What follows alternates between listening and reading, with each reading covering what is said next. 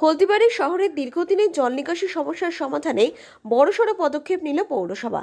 শুক্রবার ভোরবেলা থেকে হলদিবাড়ি বাজার চত্বরের আবর্জনায় ঠাসা ড্রেনগুলি পরিষ্কারের বিশেষ উদ্যোগ গ্রহণ করলেন পৌরসভার নবনির্বাচিত চেয়ারম্যান সৌরভ রায়।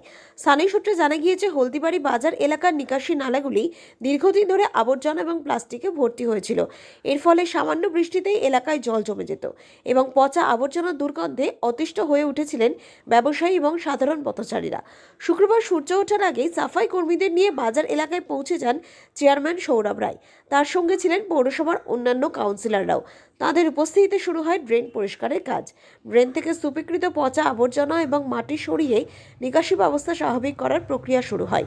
সরাসরি মাঠে নেমে কাজ তদারকি করার সময় চেয়ারম্যান সৌরভ রায় জানান, শহরের পরিচ্ছন্নতা এবং সাধারণ মানুষের স্বাচ্ছন্দ্যই তাদের প্রধান লক্ষ্য।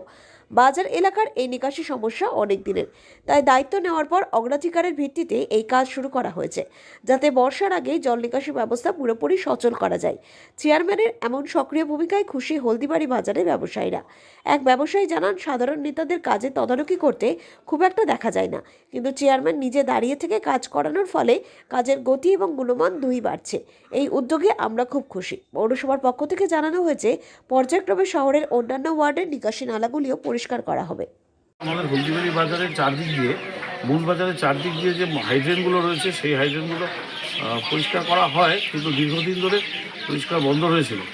তো হলদিবাড়ি বাজারের পরিচ্ছন্নতা বজায় রাখবার এটি একটি বড় অঙ্গ হিসেবে আমরা আজকে, বিশেষ করে শুক্রবার যেহেতু বাজার বন্ধ, সেই জন্য হলদিবাড়ি বাজারে এই হাইড্রেনগুলো ভোরবেলা থেকে পরিষ্কার করা হচ্ছে। যে সকল জায়গায় সম্ভব হচ্ছে সেই জায়গাগুলো হচ্ছে। আর সেই অনুযায়ী যখন আমরা এখানে আসছি, তখন কিছু কিছু জায়গায় পরিচ্ছন্ন করা যাচ্ছে না, পরিষ্কার করা যাচ্ছে না, কী কারণে, সেই বিষয়গুলোকে আমরা আজকে পরিলক্ষিত করলাম, লক্ষ্য করলাম।